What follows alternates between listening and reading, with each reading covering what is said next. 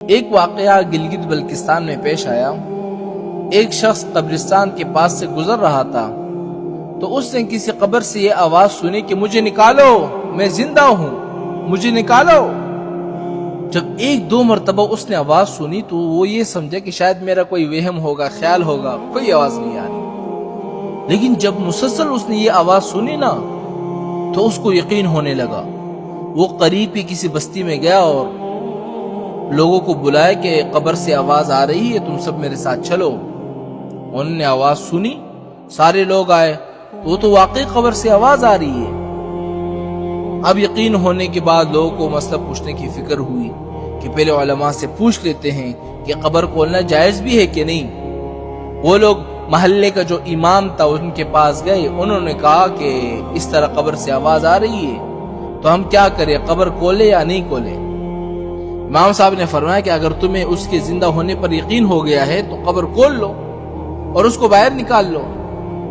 یہ لوگ ہمت کر کے قبرستان گئے اور جا کر جو انہوں نے قبر کھولی، جیسے ہی تختہ ہٹایا نا تو ایک عورت ننگی بیٹھی ہوئی ہے اندر اور اس کا کفن گل چکا ہے، اور وہ عورت کہہ رہی ہے کہ جلدی سے میرے گھر جا کر میرے کپڑے لاؤ، میں کپڑے پہن کر باہر نکلوں گی۔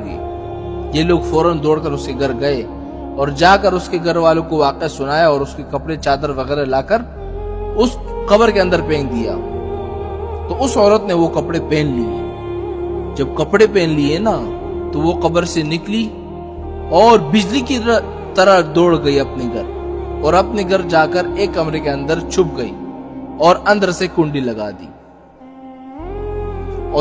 اور جو لوگ قبرستان کے اندر موجود تھے وہ بھاگ کر آئے اس لڑکی کے گھر، اور وہاں آ کر دیکھا وہاں اس عورت نے تو کنڈی لگائی ہے۔ تو لوگوں نے دستک دی کہ کنڈی کھولو۔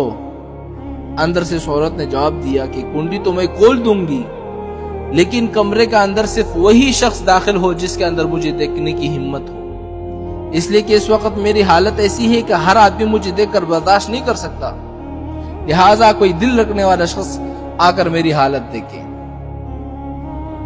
اب سب لوگ اندر جانے سے ڈر رہے تھے، مگر دو چار آدمی جو مضبوط دل والے تھے انہوں نے کہا کہ تم کنڈی کھولو، ہم اندر آئیں گے۔ جب اس عورت نے کنڈی کھولی نا اور یہ لوگ اندر چلے گئے،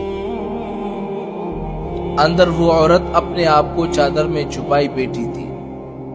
جب یہ لوگ اندر پہنچے تو اس عورت نے سب سے پہلے اپنا سر کھولا۔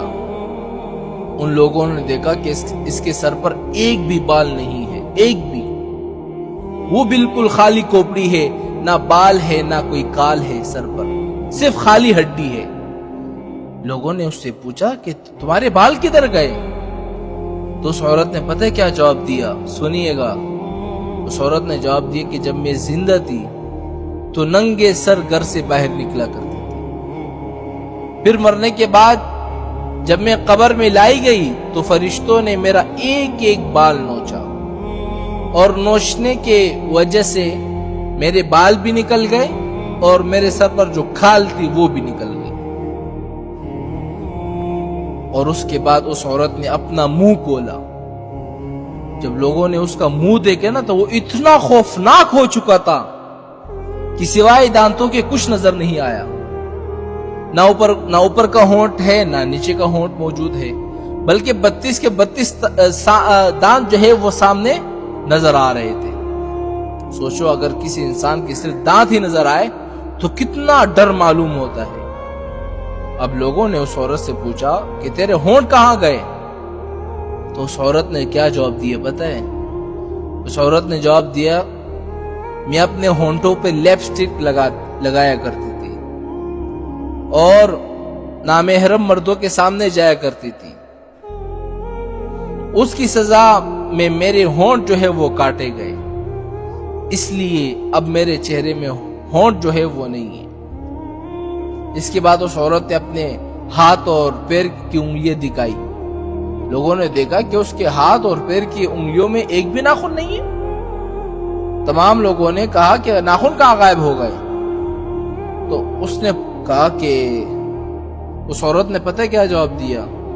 کہا کہ ناخن پر میں کیا لگاتی تھی؟ ناخن پالش لگایا کرتی تھی، کہ جس کی وجہ سے میرا ایک ایک ناخن کو کھینچا گیا۔ میں یہ سارے کام کر کے باہر نکلا کرتی تھی، اس لیے جیسے ہی مرنے کے بعد مجھے قبر میں پہنچایا گیا تو میرے ساتھ یہی معاملہ شروع ہو گیا۔ مجھے سزا دی گئی، میرے بال نوچے گئے، میرے ہونٹ کاٹے گئے، میرے ناخن کھینچے گئے۔ اتنی باتیں کرنے کے بعد وہ لڑکی کیا ہو گئی؟ بے ہوش ہو گئی، مردہ ہو گئی، مر گئی دوبارہ جیسی لاش۔ تو ان لوگوں نے دوبارہ اس کو قبرستان پہنچایا اور کیا کر دیا؟ دوبارہ اس کو دفن کر دیا۔ تو اللہ تعالیٰ کو یہ عبرت دکھانی مقصود تھی کہ دیکھو اس عورت کا کیا انجام ہوا اور اس کو کتنا ہولناک عذاب دیا گیا۔